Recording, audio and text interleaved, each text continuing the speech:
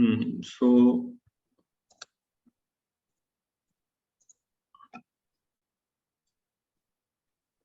हम सब जानते हैं कि हमारा जो बॉडी है कवरिंग्स है ना, जैसे कि हमारा सबसे पहले जो है ग्रॉस बॉडी है, ग्रॉस बॉडी बना हुआ है जैसे आप देखते हैं इसमें अर्थ, वाटर, फायर, एयर, ईथर, ठीक है, ये हमारा ग्रॉस बॉडी है। उसके बाद सटल बॉडी आता है, सटल बॉडी यानी सूक्ष्म शरीर, उसके अंदर हम जानते हैं उसके अंदर है माइंड, इंटेलिजेंस और फॉल्स ईगो। और फिर हमारी आइडेंटिटी है सोल, सत, चित और आनंद। तो अभी हमारी एक्चुअल आइडेंटिटी आत्मा की है और हमारे ऊपर ये ग्रॉस बॉडी और सटल बॉडी का कवरिंग है। सो एक्चुअली में आत्मा जो है उसके अंदर इनबिल्ट माइंड, इंटेलिजेंस, ईगो है। स्पिरिचुअल वर्ल्ड के अंदर, स्पिरिचुअल वर्ल्ड में आत्मा के पास माइंड, इंटेलिजेंस, ईगो खुद का है, उसके ऊपर ऐसा कवरिंग नहीं है। जब इस मटेरियल वर्ल्ड में आते हैं तो ऐसा ये ब्लैंकेट, डबल ब्लैंकेट सोल के ऊपर लग जाता है, सटल बॉडी का और ग्रॉस बॉडी का। और ये सटल बॉडी, ग्रॉस बॉडी दोनों इम्प्योर है, impure senses, impure eyes, ear, nose, tongue, skin, और इम्प्योर सटल बॉडी भी। माइंड के अंदर हैंकरिंग है, लेमेंटेशन है, fusion, intelligence corrupted, false ego है। तो इम्प्योर कवरिंग आत्मा के ऊपर आ गई है, मतलब हमारे ऊपर आ गई है इम्प्योर कवरिंग। और अनफॉर्चुनेट बात यह है कि हम ये इम्प्योर कवरिंग से इस मटेरियल वर्ल्ड को परसीव कर रहे हैं। अशुद्ध कवरिंग जो है उसके थ्रू हम इस मटेरियल वर्ल्ड को देख रहे हैं, और जिसकी वजह से क्या है कि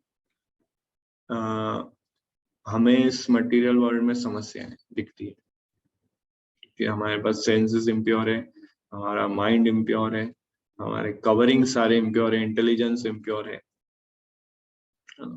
इसलिए इस वर्ल्ड में हमें प्रॉब्लम दिखती है। और अब हमारे शास्त्र क्या कहते हैं, स्क्रिप्चर्स, की हमें ये इम्प्योर माइंड और सेंसेस को प्योर बनाना है। कैसे बनाएंगे प्योर? ऋषिकेन ऋषिकेश सेवनम भक्तिरुच्यते। इन्हीं इंद्रियों को, इन्हीं क्रॉस बॉडी, सटल बॉडी को हमें कृष्णा की सेवा में लगाना है। सेवनम भक्तिरुच्यते, जैसे फॉर एग्जांपल आईज है तो भगवान का दर्शन करना चाहिए, पर हम ये आंखों का जो यूज है वो रॉन्ग दर्शन में लगाते हैं। उसी तरह हमारे जो टंग है उसको कृष्ण प्रसाद टेस्ट करने में या कृष्णा के विषय में बोलने में लगाना चाहिए, और हम अभी उसको रॉन्ग वे यूज में कर रहे हैं, ऋषिकेश की सेवा में यूज नहीं कर रहे हैं।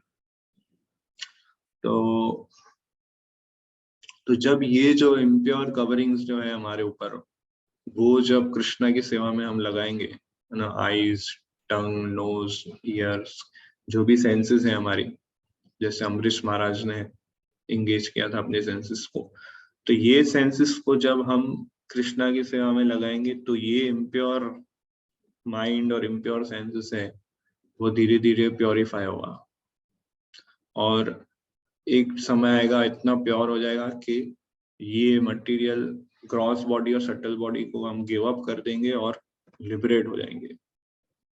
गिव अप करने का मतलब कि हम इसी बॉडी में रहेंगे पर प्योर वो प्योरीफाई हो जाएगा हमारा ये ग्रॉस बॉडी भी और अंदर जो सटल बॉडी दोनों।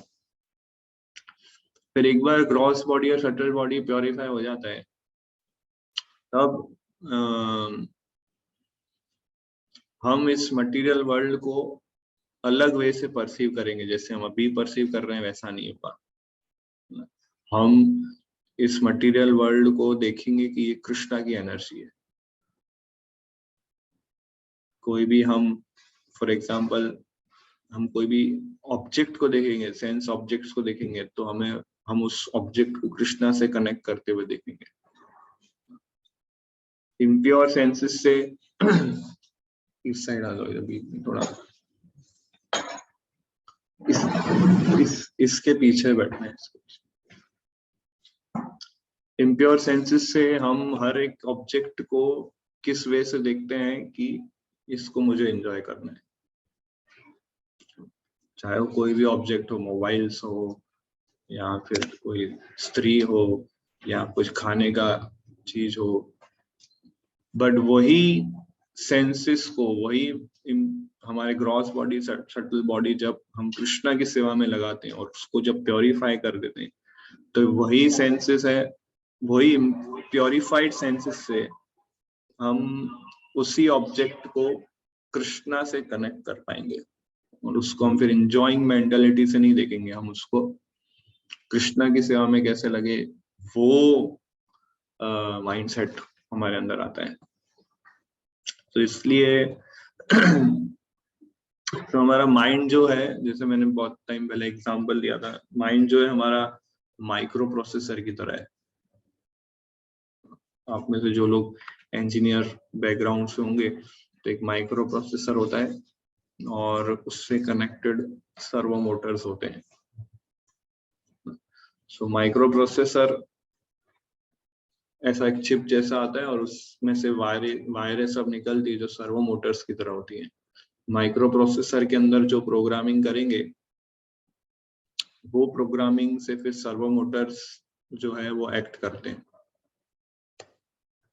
ऐसे हमारा जो माइंड है वो माइक्रो प्रोसेसर की तरह है और माइंड से कनेक्टेड जो सेंसेस है हमारी, वो सर्वो मोटर की तरह है।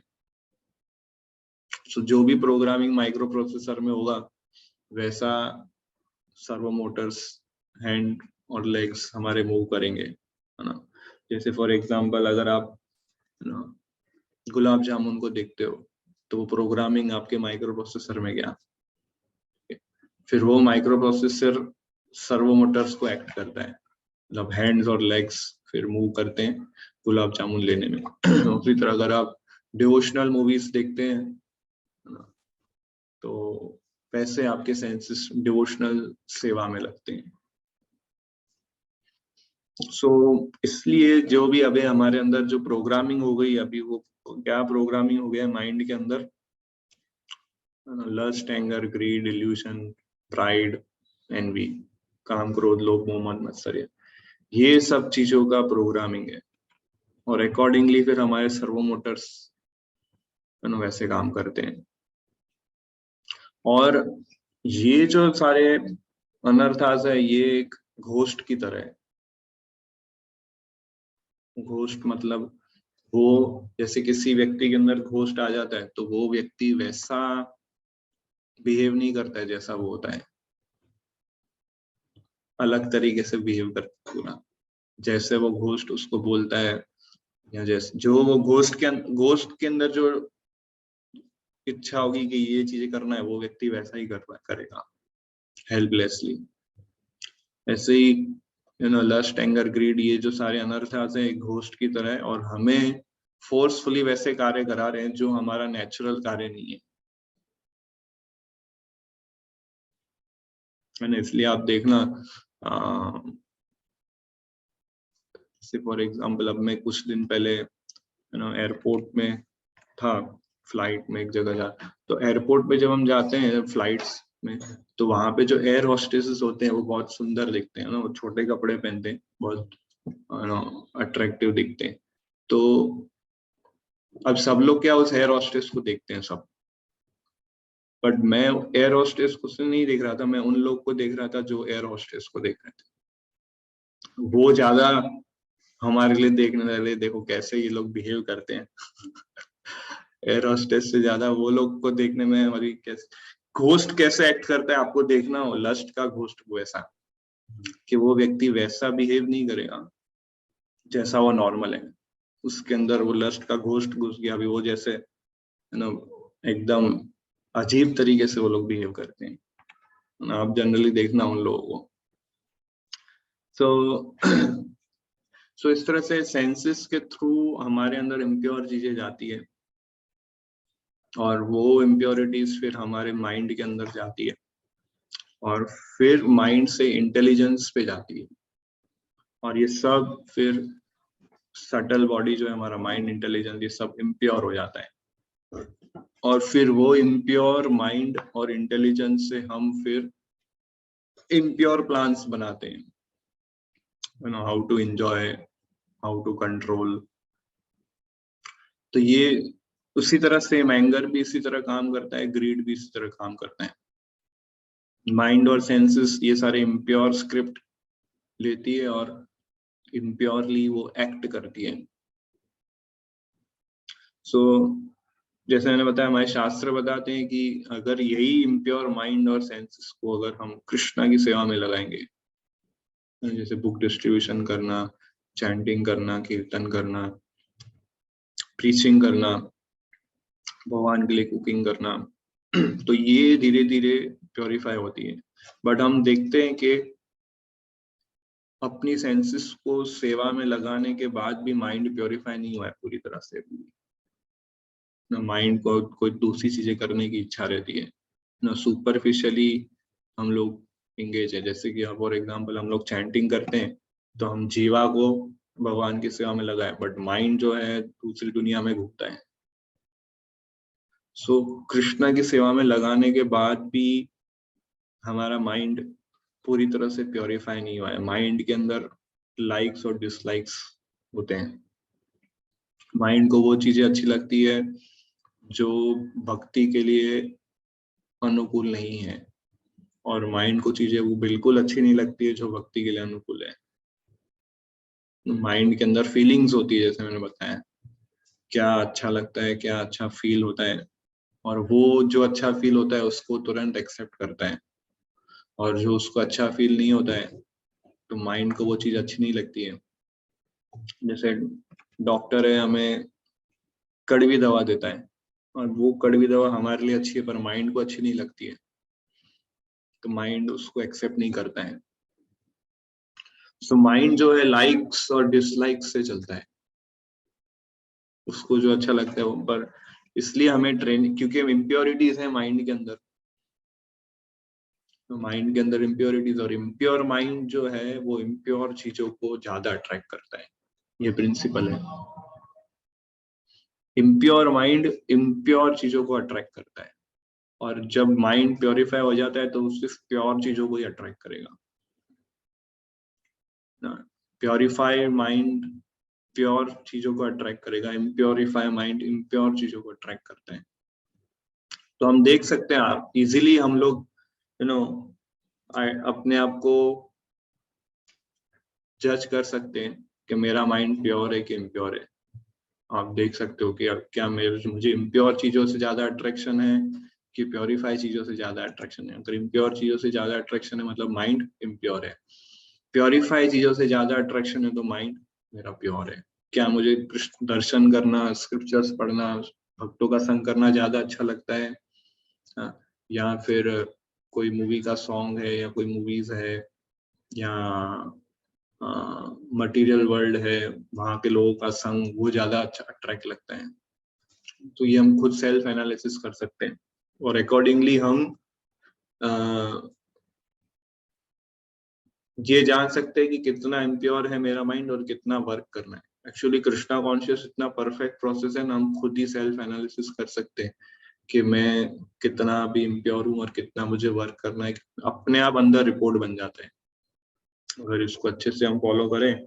तो प्रोसेस ऐसा है ना कि अगर कोई सिंसियरली इसको फॉलो करता है उसको सेल्फ एनालिसिस और सेल्फ रिपोर्ट खुद उसको मिल जाता है, कितना वो शुद्ध हुआ है, कितना उसको अभी वर्क करना है।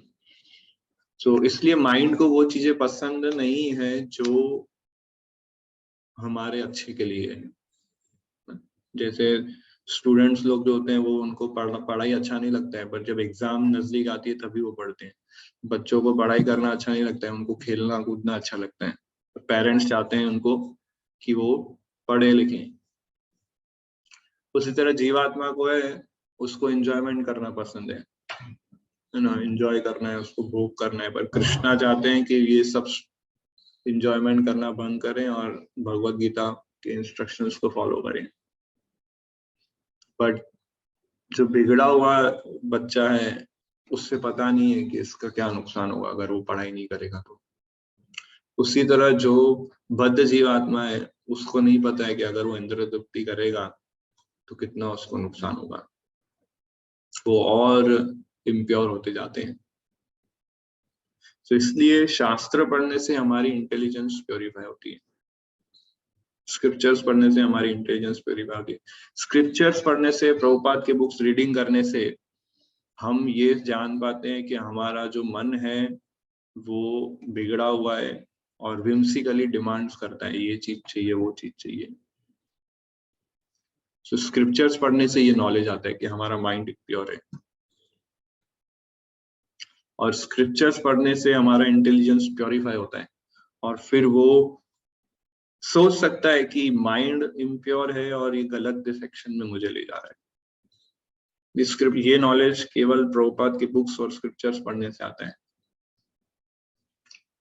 सो इसलिए इन स्क्रिप्चर से अगर आप एक बार डिस्कनेक्ट हो गए तो एकदम माया के लिए एकदम इजी कार्य है आपको डिस्ट्रैक्ट करना।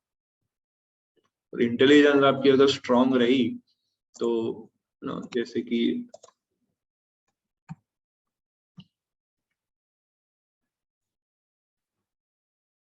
इंटेलिजेंस क्या है, वो डिसाइड करता है क्या सही है क्या गलत है, क्या अच्छा है मेरे लिए क्या अच्छा नहीं है मेरे लिए।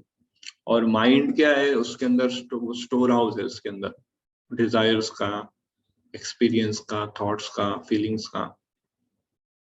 और ये माइंड से फिर 5 इंद्रियां कनेक्टेड है, मतलब 10 इंद्रियां जो हम बोलते हैं वो कनेक्टेड है। और ये चैरियट वाला एग्जांपल आपको पता ही है, ये एग्जांपल कई बार हमने सुना है, डे 1 से हम सुनते आ रहे हैं। बट अभी मैं आपको फिर से ये क्यों बता रहा हूँ, क्योंकि ये आप रिलेट कर पाओगे कि अभी आप इस स्टेज पर ये एग्जांपल को देखिए। 5 सेंसेस है, उसके ऊपर माइंड है, उसके ऊपर इंटेलिजेंस है, और फिर सोल है। तो यहाँ पे जो हमारा माइंड है वो हमको डिस्ट्रैक्ट करता है। सो एक तरफ इंटेलिजेंस है कनेक्टेड, दूसरी तरफ सेंसेस है कनेक्टेड। सो इंटेलिजेंस को भी प्योरीफाई करना होगा और सेंसेस को भी प्योरीफाई करना होगा अगर आपको माइंड को कंट्रोल करना है। कि माइंड के एक तरफ इंटेलिजेंस है और दूसरी तरफ सेंसेस है। अगर आपने सिर्फ सेंसेस को इंगेज किया है पर इंटेलिजेंस को इंगेज नहीं किया है तो रिस्की है। और इंटेलिजेंस को इंगेज कर रहे हैं, सेंसेस को इंगेज नहीं कर रहे तो भी रिस्की है। सेंसेस कैसे इंगेज होते हैं, फिजिकल सेवा करके,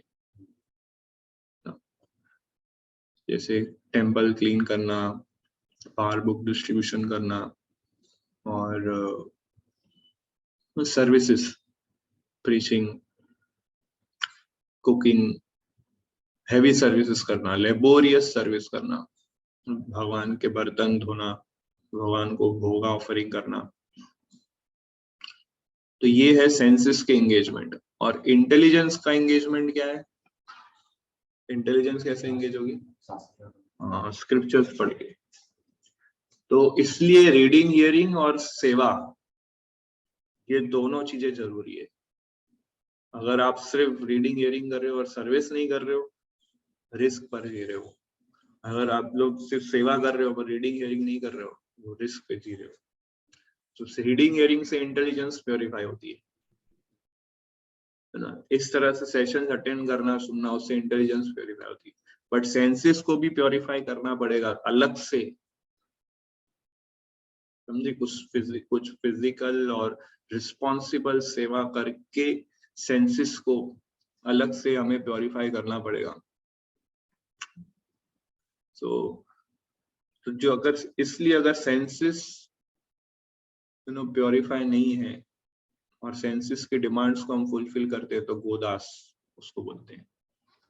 गोस्वामी किसको बोलते हैं, जिसकी सेंसेस और इंटेलिजेंस और माइंड सब प्योरीफाई है, जिसका इंटेलिजेंस सुपर सोल से कनेक्टेड है उसको गोस्वामी बोलते हैं।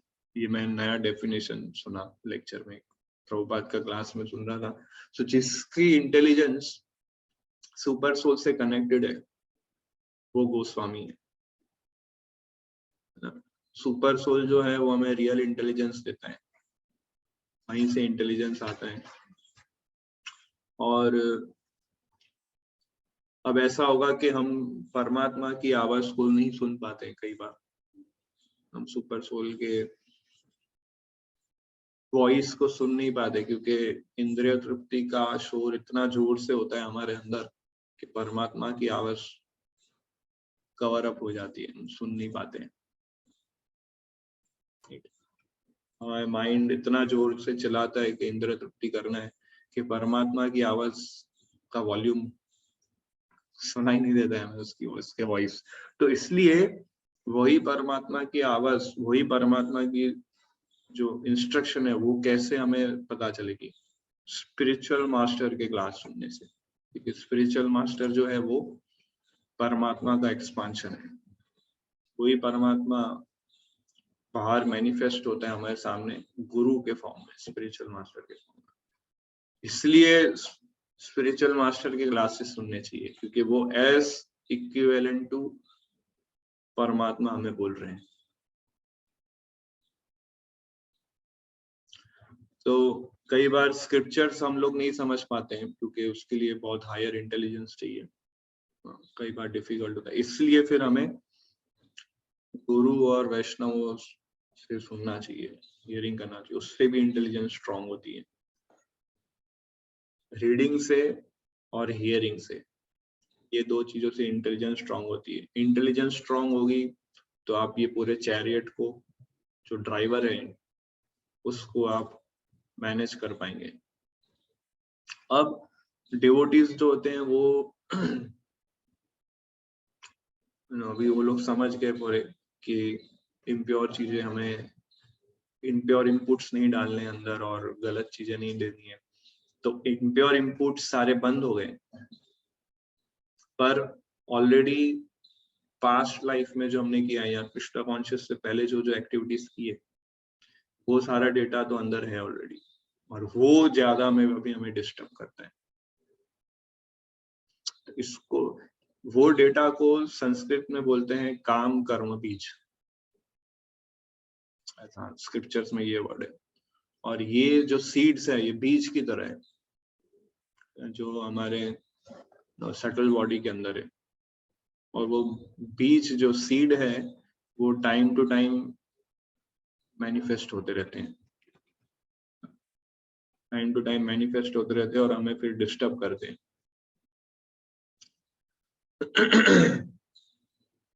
और इसमें माइंड का रोल सबसे ज्यादा होता है इसके अंदर, क्योंकि वो सीड्स हमारे अंदर ऑलरेडी है, सिर्फ बाहर का एक छोटा स्टिमुलस काफी है उस सीड को एक्टिवेट करने के लिए। और एक बार वो सीड एक्टिवेट होते हैं तो इंटरनली हम लोग बहुत स्ट्रगल करते हैं कि ये चीज हमें नहीं करनी है, बट हमारे माइंड और सेंसेस डिमांड कर रहे हैं कि यस आई हैव टू, ये करना चाहिए, बट हमें पता है कि ये नहीं करना चाहिए। तो ऐसे ये सारे सीड्स जब तक डिस्ट्रॉय नहीं होंगे तब तक ये चीजों को आपको टॉलरेट करना है। जब तक ये पूरा माइंड और सेंसेस और इंटेलिजेंस, ये जो काम कर्म बीज है, ये जब तक सारे डिस्ट्रॉय नहीं होते तब तक हमें टॉलरेट करना है माइंड की डिमांड्स को और उसके विम्सिकल नेचर को। तो वो टॉलरेट करने की जो स्ट्रेंथ है वो कहाँ से आती है? अटेंटिव चैंटिंग से। सो अटेंटिव चैंटिंग करने से हम ये जो काम कर्म भी जो कभी भी एक्टिवेट हो सकते हैं उसको हम रेगुलेट कर सकते हैं। तो ये सीड्स को हमें डिस्ट्रॉय करना है ये कृष्णा कॉन्शियसनेस प्रोसेस से। तो सीड जो है, अगर सीड को आप फ्राई कर दो और फिर उसको आप जमीन में डालो तो उससे उगेगा नहीं कुछ, क्योंकि वो सारा अंदर जो पोटेंसी है वो नष्ट हो गई उसकी। उसी तरह ये जो काम कर्म बीज जो सीड्स है हमारे अंदर, उसको हमें जला देना है भक्ति की अग्नि से, fire of devotional service, fire of sadhana. जितना अटेंटिवली आप चैंटिंग कर रहे हो, रीडिंग कर रहे हो, हियरिंग कर रहे हो, एसोसिएशन ले रहे हो, इंटेंस और पूरे कंसंट्रेशन के साथ भगवान के विग्रह का दर्शन कर रहे हो, तो ये सब चीजें फायर की तरह एक्ट करती है और इन सीड्स को धीरे धीरे धीरे जलाती है। कई बार यू नो जैसे फॉर एग्जांपल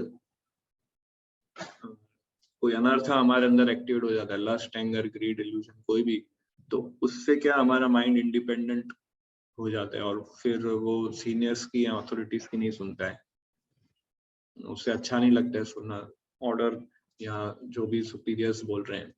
जैसे रेगुलेटरी प्रिंसिपल फॉलो करना, मंगला आरती आना, मॉर्निंग प्रोग्राम अटेंड करना, भक्तों के संग में रहना, ये सब उसको बोले तो उससे उतना, उस व्यक्ति को उतना अच्छा नहीं लगता है। एक्चुअली में अगर हम देखें तो ये सारी चीजें फॉलो करना ज्यादा इजी है माइंड को कंट्रोल करने से, है नहीं? मंगला आरती आना, दर्शन करना, 4 रेगुलेटरी प्रिंसिपल फॉलो करना, चैंटिंग करना, ये ज्यादा इजी है माइंड को कंट्रोल करने से। माइंड को आप सिर्फ कंट्रोल करने जाओ तो बहुत डिफिकल्ट है, पर ये चीजों को स्टेप बाय स्टेप फॉलो करना थोड़ा बहुत इजी है। जैसे एग्जांपल आता है इसमें कि जैसे फॉर एग्जांपल पंखा चल रहा है रूम में हो आप, पंखा चल रहा है, तो पंखा को अगर आपको बंद करना है, स्टॉप करना है, तो 2 तरीके हैं। पहला तरीका क्या है, स्विच ऑफ कर दो। दूसरा तरीका है कि जो चलते हुए पंखा है उसको पकड़ो एकदम ऐसे, ऐसे रोक दो ऐसा। तो 2 तरीके हैं। तो पहला तरीका जो है वो ये प्रिंसिपल्स फॉलो करना, 4 नियम फॉलो करना, सुबह जल्दी उठना, चैंटिंग करना, रीडिंग करना, एसोसिएशन करना। और जो दूसरा तरीका है वो है माइंड को कंट्रोल करना डायरेक्ट, कि चलते हुए पंखे को रोकने का प्रयास करना आर्टिफिशियली। पंखे को नहीं पकड़ना है, चलते हुए पंखे को पकड़ना है, मूविंग फैन। और उसमें पूरा रिस्क भी है कि हमारा हाथ, उंगली कुछ कट जाए, इसलिए माइंड को कंट्रोल डायरेक्टली करने जाओगे तो बहुत डिफिकल्ट है। बट अगर आप ये रेगुलेटरी प्रिंसिपल्स रेगुलेशन के साथ लाइफ जीते हो सुबह जल्दी उठना, चैंटिंग करना, यू नो, एसोसिएशन क्लासेस, तो उससे माइंड को इजीली कंट्रोल हो जाए। बस स्विच आपको ऑफ करना है। आपको ऐसा लगेगा स्विच इधर है, पंखा उधर है, मैं इधर बटन दबाऊंगा तो पंखा कैसे बंद होगा। पंखे को रोकना है हमारा तो टारगेट ही है, पर कई बार हमें पता नहीं चलता है, जो व्यक्ति को नॉलेज नहीं है उसे लगता है स्विच एकदम उधर है और पंखा एकदम उधर है, तो उधर बटन दबाने से ये पंखा कैसे बंद होगा। बट उसको ये नहीं पता है कि सब कनेक्टेड है इंटरनली वायर से।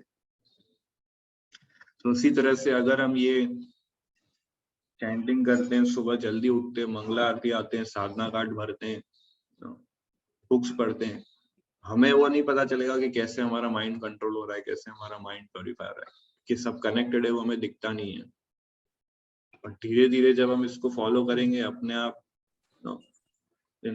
गुरु के इंस्ट्रक्शंस को फॉलो करेंगे, तो हम लोग सरप्राइज हो जाएंगे कि माइंड कैसे कंट्रोल हो रहा है। पहले हम कहाँ थे, अभी हम कहाँ हैं। तो इस तरह से हमें ग्रेजुअली माइंड और सेंसेस पे और इंटेलिजेंस पे वर्क करना है। तो श्रीमद् भागवतम में एक श्लोक आता है,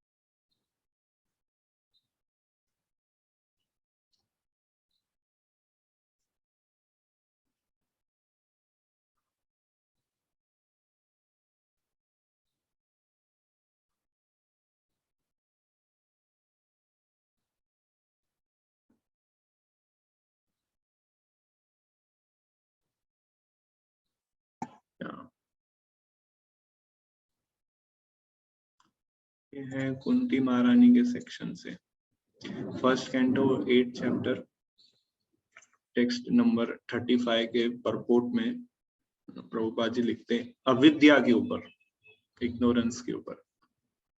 यस, वो ये हाइलाइट्स पढ़ सकते हैं इसमें। A living being cannot help but render service because he is constitutionally made for that purpose. The only function of the living being is to render service to the Lord. The Lord is great and living beings are subordinate to him. Therefore, the duty of the living being is just to serve him only. Unfortunately, the illusioned living beings, out of misunderstanding only, become servant of the senses by material desire.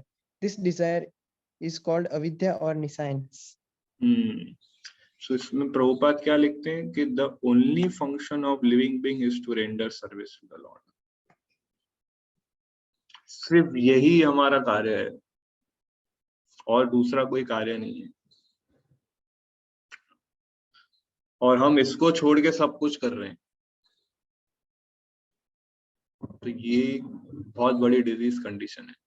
तो सबसे पहले हमें जानना होगा कि कितनी बड़ी disease है हमारी, कि लिविंग बीइंग जो है उसको बनाया है केवल भगवान की सेवा करने के लिए, पर हम उसी चीज को ही डिसलाइक कर रहे हैं अभी।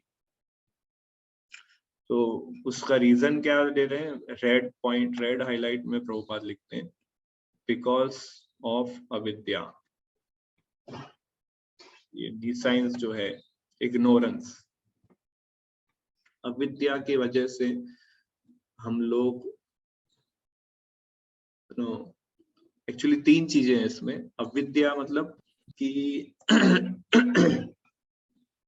सबसे पहले हमें अपनी आइडेंटिटी नहीं पता है, हम अपने आप को बॉडी से आइडेंटिफाई करते हैं, तो ये पहली अविद्या हो गई। ठीक है, हम समझते हैं कि आई एम दिस बॉडी, और प्रभुपाद कितनी बार अपने क्लास में बोलते कि हम अपने आप को आइडेंटिफाई करें, आई am this body, I M American, I am Russian, I am Hindu, I am Muslim, I am black, I am white, I am engineer, I am scientist.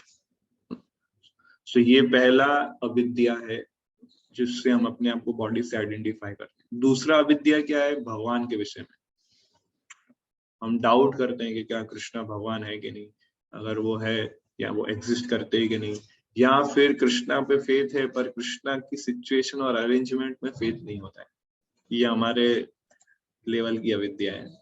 हम लोग मानते हैं सब कृष्णा एग्जिस्ट करते हैं और चैंटिंग करते हैं, बट कृष्णा ने हमें जिस सिचुएशन में रखा है, कृष्णा ने हमें जिस एनवायरनमेंट में रखा है, वो सिचुएशन और एनवायरनमेंट में हमें फेथ नहीं है। हम उसको चेंज करने का ट्राई करते हैं। हम सोचते हैं कि अगर ऐसा वो कर देंगे ना तो हमारी भक्ति ज्यादा अच्छे से होगी। ये इधर क्यों रखा है, अभी ऐसा क्यों अरेंज किया है कृष्णा ने, तो ये भी अविद्या है।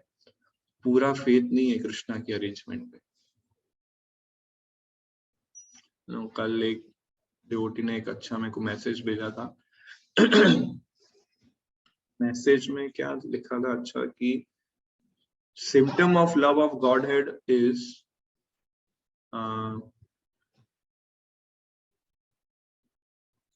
भूलिया, मैं देख के ग्रुप में पोस्ट करूँ। बहुत अच्छा है कि कृष्णा पे फेथ नहीं है, ये भी एक अविद्या है। तो पहली अविद्या हमारे आइडेंटिटी के लिए, दूसरी अविद्या भगवान के प्रति, और तीसरा अविद्या है प्रोसेस के प्रति। क्या ये चैंटिंग काम करेगा कि नहीं, क्या रीडिंग हियरिंग काम करेगा कि नहीं, साधना के प्रोसेस में डाउट रहता है। या हमें पता है साधना करनी चाहिए पर हम अच्छे से नहीं कर रहे हैं, हमें नॉलेज नहीं किस तरह से उसको अच्छे से किया जाए, किस तरह से ध्यान से चैंटिंग कर सकते हैं, किस तरह ध्यान से रीडिंग हियरिंग कर सकते हैं, उसकी अविद्या। सो अविद्या अबाउट इंडिविजुअल, अविद्या अबाउट गॉड एंड अविद्या अबाउट प्रोसेस। ये 3 अविद्याएं हैं। सो ये क्या अंधेरे की तरह है, क्लैरिटी नहीं है हमारे अंदर, इससे क्या होगा, मतलब अंधेरा होता है। तो अंधेरे को भगाना हो तो कैसे, झाड़ू मार के भगाए, भाग जाएगा अंधेरा क्या? अंधेरे को ऐसे भगाए, प्रयास करेंगे तो क्या हो जाएगा अंधेरा क्या? कैसे जाएगा अंधेरा? बस स्विच ऑन करना है, लाइट आएगी तो अपने आप अंधेरा चला जाएगा। उसी तरह एक बार संबंध ज्ञान डेवलप हो गया आपका, एक बार आपका संबंध ज्ञान कृष्णा से हो गया, तब वो विद्या चले। संबंध ज्ञान क्या कि I am not this body, I am spirit soul, I am eternal servant of Krishna. अब मैं एक और प्रभुपाद का क्लास सुन रहा था, उसमें बहुत ही सुंदर रूप से उसका मैंने उसको नोट्स में अपने डाल दिया, इतना अच्छा पॉइंट लगा, मैं बता दूं आपको। इसमें ये 3rd कैंटो के क्लास में भागवतम में बताते हैं प्रभुपाद, उसमें बताते हैं कि नॉलेज किसको बोलते हैं और वैराग्य किसको बोलते हैं। बहुत अच्छा definition.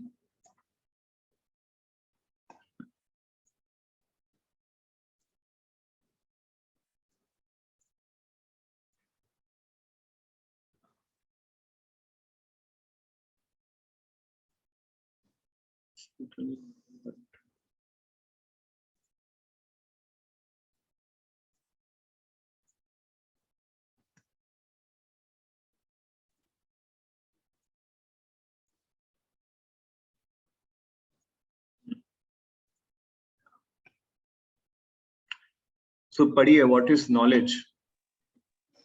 I am Krishna's servant. I am nobody's servant.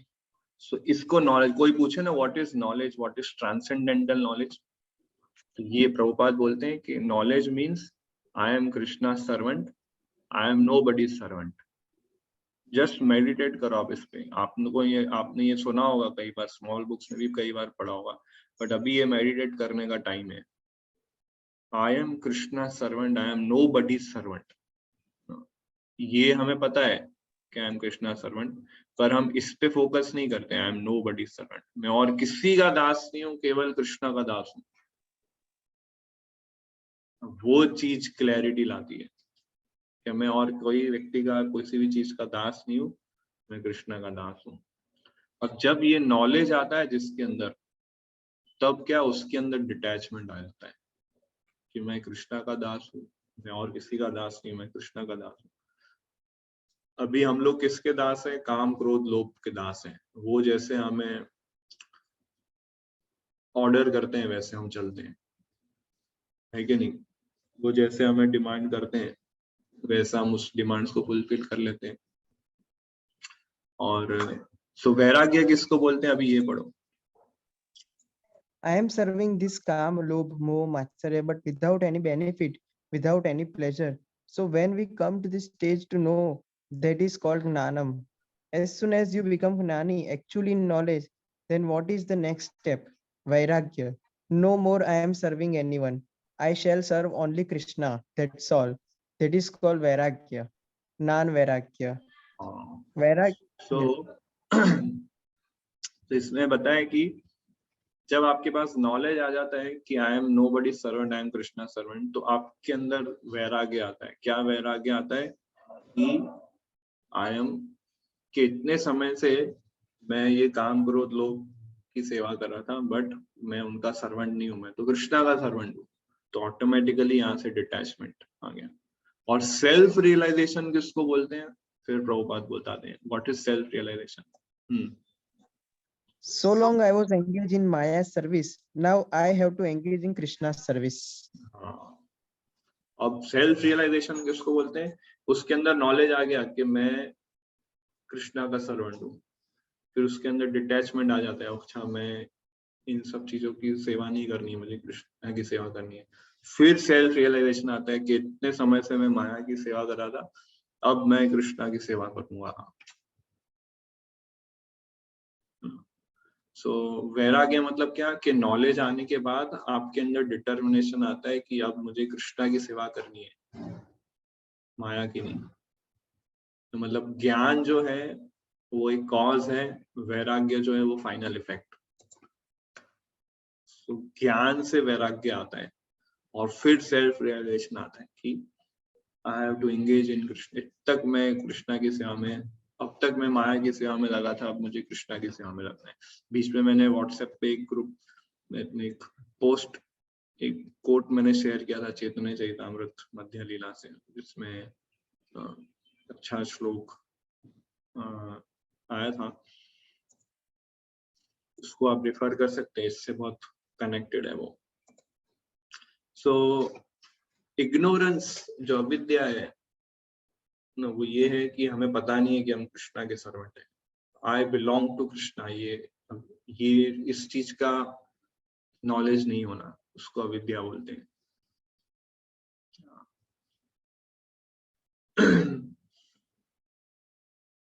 सो जो डिजायर्स है अभी हमारे अंदर, अनवांटेड डिजायर्स, वो सब कैसा है कि जैसे मैंने बताया सीड की तरह है, और सीड को आप पानी दोगे तो उसका पेड़ बनेगा, फिर उसका फल बनेगा, और वो फल आपको खाने ही पड़ेंगे, और वो पेड़ से और सीड्स गिरते हैं नीचे, फिर और दूसरे फ्रूट्स डालता है। ऐसा नहीं बोल सकते मैं सारे फल खा लूंगा तो दूसरे फल नहीं आएंगे, ऐसा नहीं है। आपको रूट से इसको हटाना पड़ेगा। अभी वो सीड को हम पानी देते हैं, प्रॉब्लम ये, तो सीड को हमें पानी नहीं देना, नहीं तो फिर वो आगे ग्रो होता जाएगा। हमें उस सीड को, जैसे मैंने बताया, उसको भक्ति अग्नि से डिस्ट्रॉय कर देना है। तो सीड को हम पानी देते हैं, इसका मतलब क्या?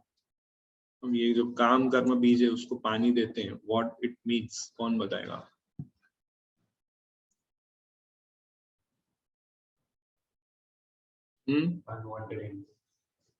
Unwanted inputs, okay. और यस प्रदीप। हम वो चीज करते हैं, मतलब कि जैसे कि हमें जो नहीं देखना है वो चीज करते हैं, मतलब वो उसमें पानी दे रहे हैं।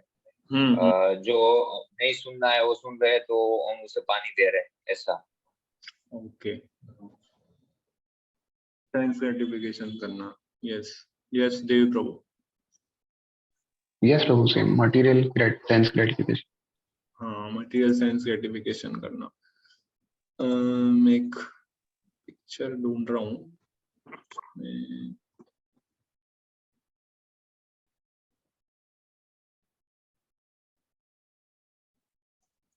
आप लोगों ने शायद एक पिक्चर देखा होगा भगवत गीता के अंदर, जिसमें एक वृक्ष की बात कर रहे हैं कृष्णा, चैप्टर 15 के अंदर।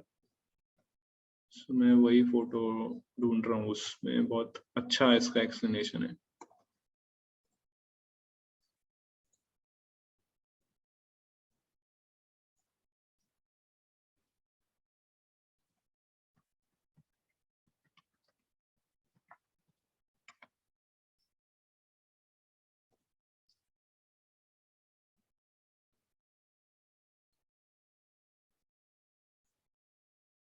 हाँ,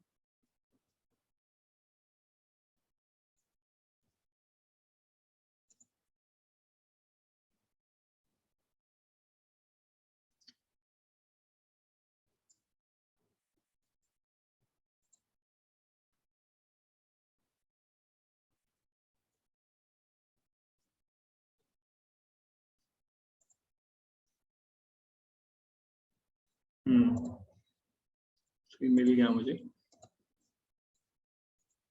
ये इमेज देखा होगा आपने, राइट? सो अभी ये स्पिरिचुअल वर्ल्ड है, ये मटेरियल वर्ल्ड है, और ये जो वाटर देख रहे हैं ये रिफ्लेक्शन है स्पिरिचुअल वर्ल्ड का, और ये रिफ्लेक्शन को कंपेयर किया है डिजायर्स से। अगर पानी नहीं रहेगा तो रिफ्लेक्शन ही नहीं रहेगा, है ना? सो पानी अगर नहीं रहेगा तो फिर कहाँ रिफ्लेक्शन होगा? पेड़ का होगा ही नहीं रिफ्लेक्शन। पानी है तब तक रिफ्लेक्शन है। अभी वो पानी को कंपेयर किया डिजायर से। एक बार आपकी डिजायर प्योरीफाई हो गई तो आपके लिए सिर्फ स्पिरिचुअल वर्ल्ड ही है, कुछ मटेरियल वर्ल्ड एग्जिस्ट ही नहीं करेगा। मटेरियल वर्ल्ड एग्जिस्ट करता है सिर्फ एक ही चीज पे, वो है डिजायर। अगर आपने अपने डिजायर को शुद्ध कर दिया कृष्णा कॉन्शियस प्रोसेस से, तो ये जो इन्वर्टेड मटेरियल जो बनियान ट्री है ये एग्जिस्ट ही नहीं करेगा, डिसअपियर हो जाएगा। मटेरियल वर्ल्ड आपके लिए डिसअपियर हो जाएगा। अभी कृष्णा बोलते हैं कि ये पेड़ जो है, मतलब ये जो मटेरियल वर्ल्ड है, इसको नरिशमेंट कहाँ से मिलता है? 3 मोड्स ऑफ मटेरियल नेचर से। तीन गुण जो है, रजोगुण, सत्वगुण, तमोगुण जो है, उसकी वजह से इस पेड़ को नरिशमेंट मिलता है। और तमोगुण मतलब क्या? Ignorance of our identity. हमारी एक्चुअल आइडेंटिटी क्या है उसकी अविद्या को तमोगुण बोलते हैं। और रजोगुण मतलब क्या? पाप वाले कार्य करना या कृष्ण कॉन्शियस एक्टिविटीज के प्रति लेजीनेस रखना, रजोगुण। सो इसलिए जब तक हमें ये हायर इंटेलिजेंस नहीं मिलती है, जब तक हम वो सुपर सोल से कनेक्ट नहीं होते हैं, तब तक हमें प्रॉपर हियरिंग रीडिंग करके हमारे माइंड और सेंसेस को टॉलरेट करना है। और उसके लिए बहुत डिटर्मिनेशन चाहिए। कई बार हमें अपने आप को फोर्सफुली इंगेज करना पड़ता है, चैंटिंग करके, कीर्तन में डांस करके, प्रसाद लेके, रीडिंग हियरिंग करके। एक्चुअली इस्कॉन के अंदर इतनी सारी अच्छी अच्छी एक्टिविटीज है कि हम इजीली अपने माइंड को हार्मलेस रिक्रिएटिव एक्टिविटीज में इंगेज हो सकते हैं। इस्कॉन में प्रभुपाद जी ने बहुत अच्छा प्रोसेस दिया है। कीर्तन में डांस करो, प्रसाद लो, बुक डिस्ट्रीब्यूशन करो, रीडिंग करो, डीटी वर्शिप करो, बैकअप सर्विस करो, पॉट्स क्लीनिंग करो, टेम्पल क्लीनिंग करो, सफाई करो। सो ये सारी हार्मलेस एक्टिविटीज हैं, स्पिरिचुअल एक्टिविटीज हैं, जो हमें हेल्प करती है माइंड और सेंसेस को टॉलरेट करने के लिए। अभी हम लोग तो पूरी तरह से प्योरीफाई नहीं हुए और साइड बाय साइड माइंड भी अनवांटेड चीजें डिमांड करता है। सो जितने सेंसेस को आप इस तरह से इंगेज करोगे, ऐसे इम्प्योरिटीज से आपका माइंड अट्रैक्ट नहीं होगा। अभी इम्प्योरिटीज से ज्यादा अट्रैक्ट है हमारा माइंड, और प्योरीफाई चीजों को इतना पसंद नहीं करता है माइंड। सो इम्प्योरिटीज से अट्रैक्शन घटाने के लिए आपको ये सारी चीजें, एक्टिविटीज को एंगेज होना पड़ेगा। और एट द सेम टाइम जब हम ये हियरिंग रीडिंग करते हैं तो सिर्फ नेम सेक के लिए नहीं करना है, हमें सिर्फ करने के लिए कर लिया। उत्साह पूर्वक भक्तों के संग में आके रिलिश करना है नॉलेज को, और एसोसिएशन लेना है अच्छे से, पूरा उत्साह पूर्वक। रीड, रिलिश, अंडरस्टैंड, और प्रीचिंग भी करना है उसका साथ साथ। बहुत सारी चीजें हैं। तो तब हम सुपर सोल से इजीली कनेक्ट हो पाएंगे। इसलिए कृष्णा बोलते हैं ना, मन मना भरत मत तो मध्याजी माम नमस्कुरु। सो मन मना मतलब think of me. Think of me का अर्थ है कि कृष्णा की सेवा में एंगेज होना। एक्चुअली चैंटिंग भी एक सेवा है एक तरीके से, इसमें हम डायरेक्ट कृष्णा की सेवा करते हैं। सो थिंकिंग, फीलिंग, विलिंग, है ना, ये थिंकिंग, विलिंग, फीलिंग जो माइंड का फंक्शन है, इसको बहुत अच्छे से यूज करना आना चाहिए हमें। भक्त लोग जनरली ये चीज को इतना अच्छे से, इस फंक्शन को यूज नहीं कर पाते हैं और फिर कंफ्यूज हो जाते हैं कि अरे मेरा माइंड कंट्रोल में नहीं है, सेंसेस कंट्रोल में नहीं है। एक्चुअली थिंकिंग, फीलिंग, विलिंग को हमें अच्छे से यूज करना आना चाहिए, बहुत इंपॉर्टेंट है हम जैसे साधक भक्तों के लिए। सो थिंकिंग मतलब क्या? जैसे फॉर एग्जांपल चैंटिंग के समय आपको थिंकिंग, फीलिंग, विलिंग को एंगेज करना आना चाहिए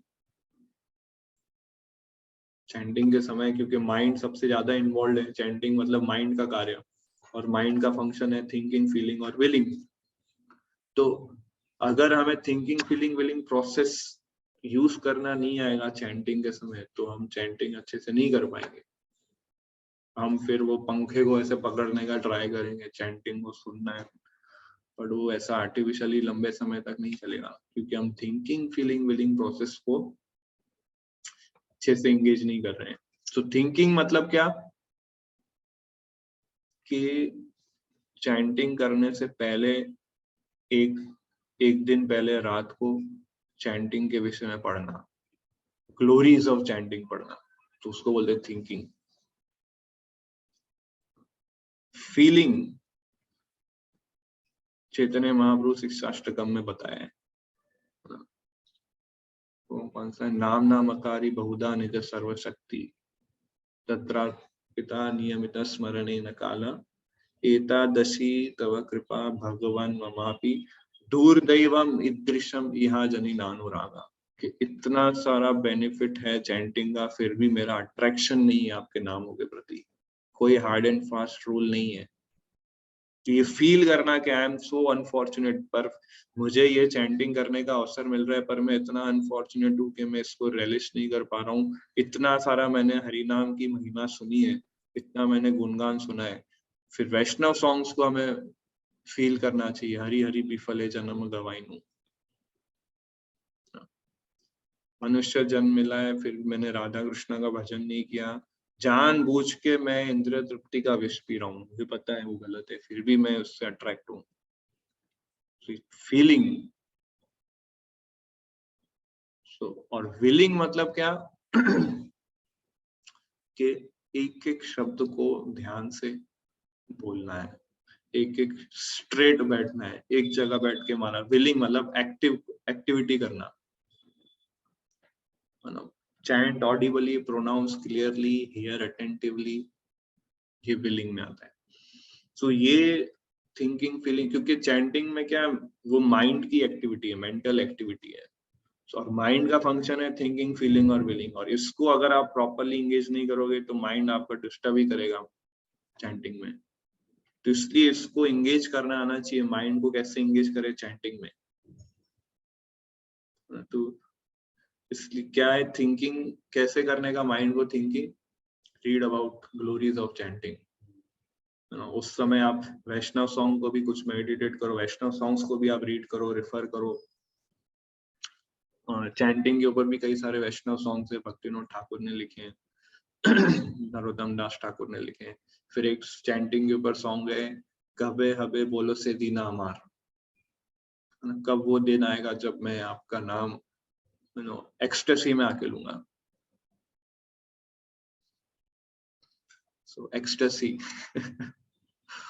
अभी एक अमुगला प्रभु का एक वीडियो था, उसमें बताया था एक्सटेसी में बोलना है या एसिड की तैसी में बोलना है ऐसा। सो इसलिए वो एक ऐसे इस प्रकार के वैष्णव सॉन्ग्स पे हमें मेडिटेट करना चाहिए। तब ये चैंटिंग के समय आप फील कर पाओगे कि ये चैंटिंग जो है कृष्णा से अभिन्न है, और मैं कृष्णा से सेवा मांग रहा हूँ, और कृष्णा के मेरा नाम सुन रहे हैं, उनका नाम सुन रहे हैं, पर मैं अटेंटिवली ध्यान नहीं दे पा रहा हूँ, ये मेरा अनफॉर्चुनेट है। ये फील करना चैंटिंग के समय, इसको बोलते हैं फीलिंग। पर हम कुछ और फील करते हैं, कुछ और थिंक करते हैं, और कुछ और विलिंग करते हैं। विलिंग मतलब हम कुछ मोबाइल कभी देख लेते हैं, कभी इधर उधर बात कर लेते हैं, तो हम अपने थिंकिंग, फीलिंग, विलिंग को गलत डायरेक्शन में इंगेज कर रहे हैं चैंटिंग में।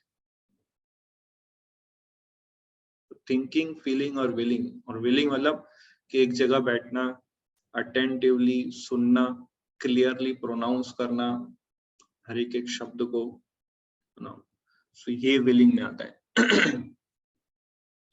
सो अगर आप इस तरह से चैंटिंग को एंगेज करोगे, तो अपने माइंड को चैंटिंग में एंगेज करोगे, तो धीरे धीरे धीरे माइंड प्योरीफाई होगा। नहीं तो माइंड को फिर पकड़ के उसको प्योरीफाई करना, उसको धोना, वो बहुत डिफिकल्ट है। इसलिए रेगुलेशन, सो बहुत सारे मैंने रैंडम पॉइंट्स आज की क्लास में आप लोग के साथ डिस्कस किए। तो यस, किसी का कोई प्रश्न है तो पूछ सकते हैं। Any questions, any doubts? या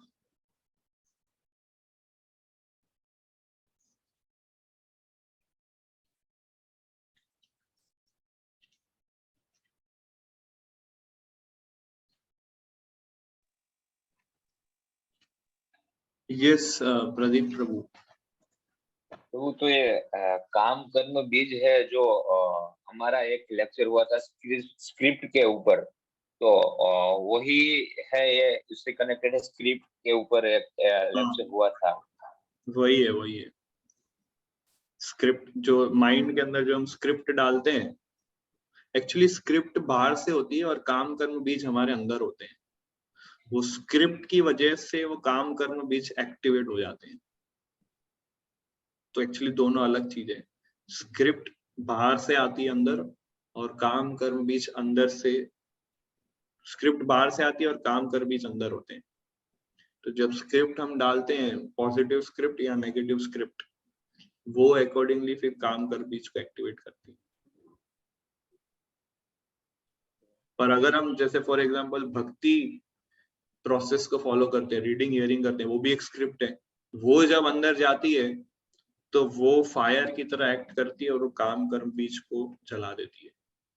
और कोई दूसरा स्क्रिप्ट इस काम कर्म बीज को नहीं जला सकता। केवल यही एक इनपुट है जो एक काम कर्म बीज को जला सकती है, कोई दूसरा नहीं।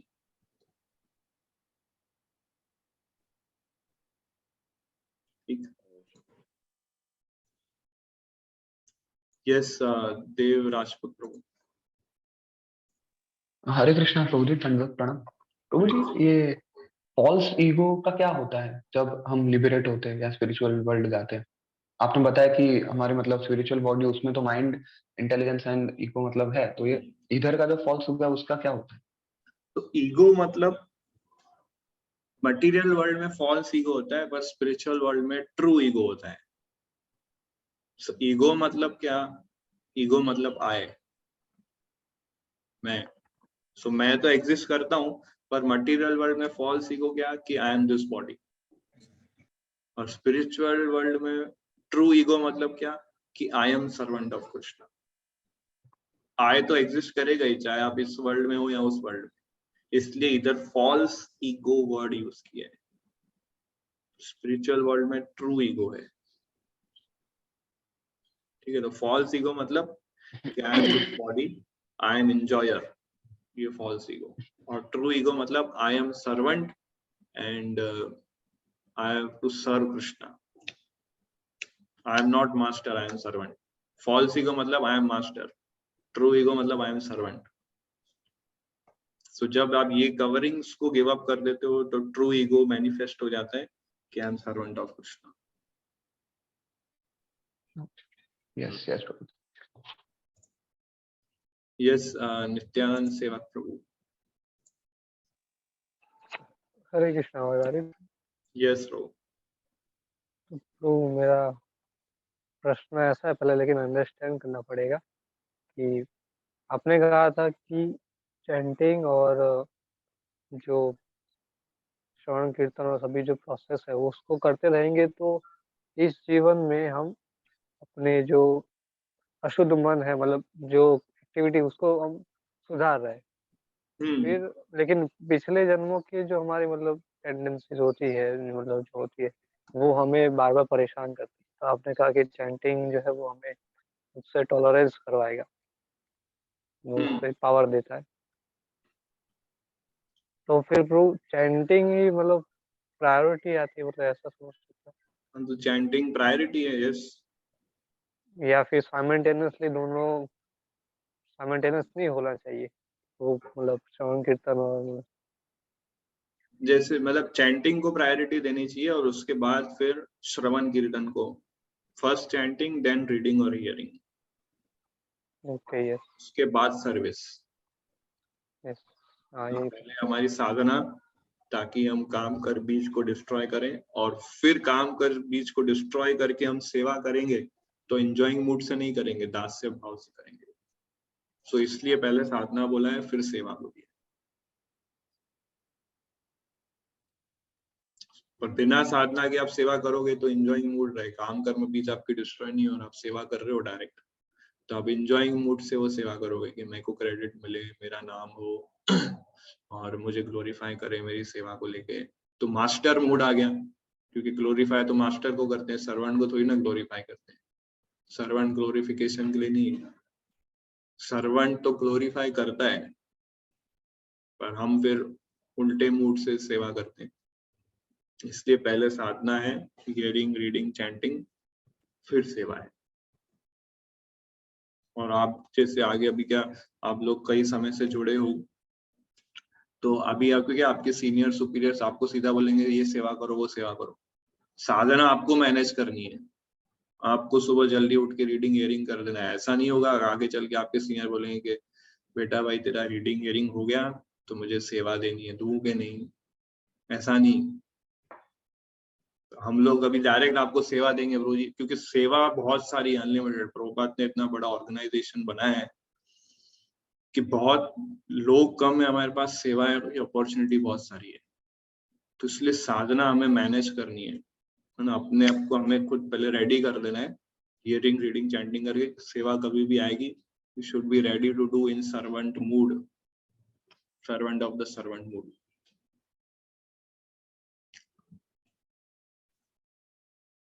Okay.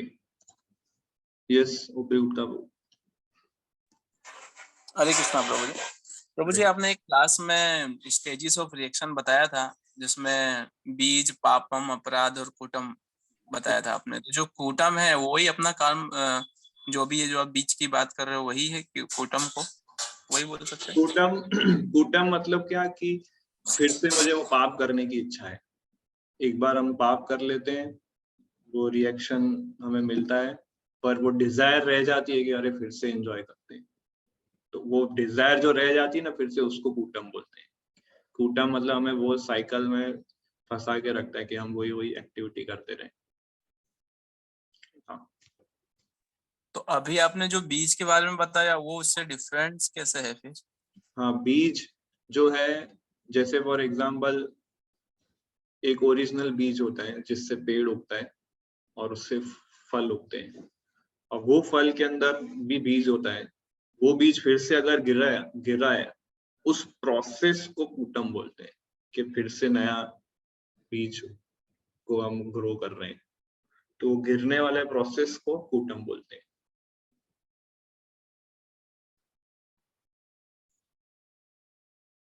क्लियर हुआ प्रभु? वॉइस नहीं है आपका। क्लियर हुआ प्रभु जी। हरे कृष्णा। आवाज आ रही है? यस यस, संतोष प्रभु। हरे कृष्ण प्रभु। जैसे इसमें कहते हैं कि पाप वाले कर्म हम करते हैं, बट उसकी जो टेंडेंसी है उसको मतलब स्टॉप कैसे कर सकते हैं? मतलब जो टेंडेंसी रह जाती है, क्योंकि टेंडेंसी करने के वही पाप करवाती है मतलब। हाँ, तो वो टेंडेंसी को कूटम बोलते हैं एक्चुअली। तो वो टेंडेंसी, इसलिए एक जगह पढ़ रहा था मैं चैंटिंग के विषय में, तो उसमें बताया कि अगर हम ध्यान से चैंटिंग करते हैं, ध्यान से अगर हम हरे कृष्ण महामंत्र को जप करते हैं, तो ये मंत्र इतना पावरफुली एक्ट करता है कि पाप को तो नष्ट कर देता है, पर पाप करने की इच्छा को भी नष्ट कर देता है। सो अटेंटिव चैंटिंग करने से इतना पावरफुल है ये, कि महामंत्र इतना पावरफुल है, पर क्योंकि हम रोज करते हैं ना, इसलिए उसको बहुत लाइटली लेते हैं।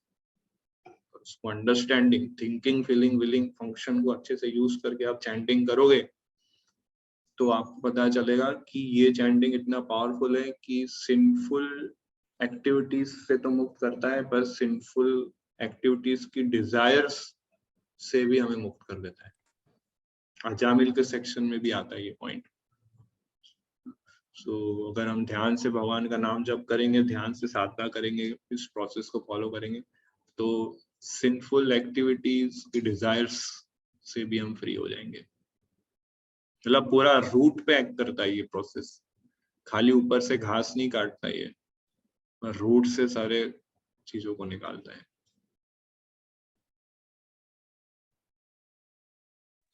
Okay Prabhu, thank you. और कोई प्रश्न?